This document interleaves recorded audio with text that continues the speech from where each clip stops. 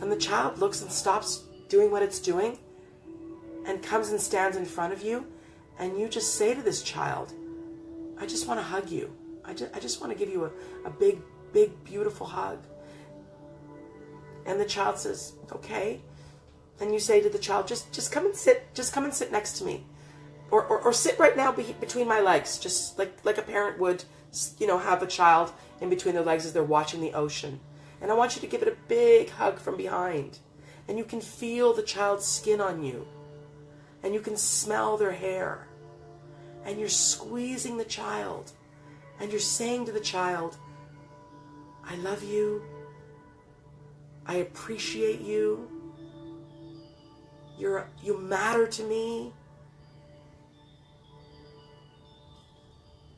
You are so talented. And I'm so sorry I lost you. And I'm never going to lose you again. Ever, ever. Just feel that celebration.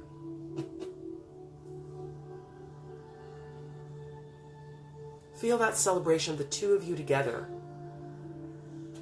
And telling that little one how important they are to you.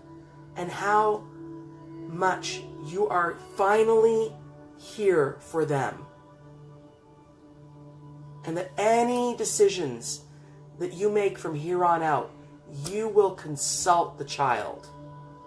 Because the child will often become overactivated when it feels like the adult is not taking care of them. So you've got to take care of them. You've got to give yourself the right food.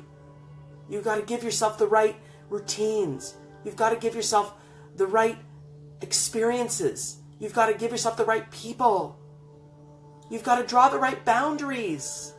You've got to say no when you're tired and yes when you want to only. And you need to commit and pledge to this child that that's what you're doing.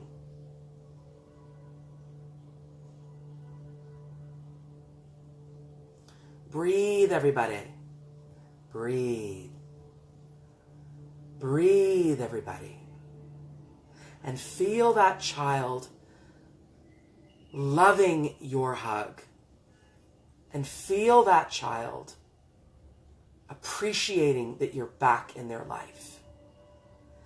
They need to know that you're the real parent. And you need to commit to being the real parent. We've got the biological parents.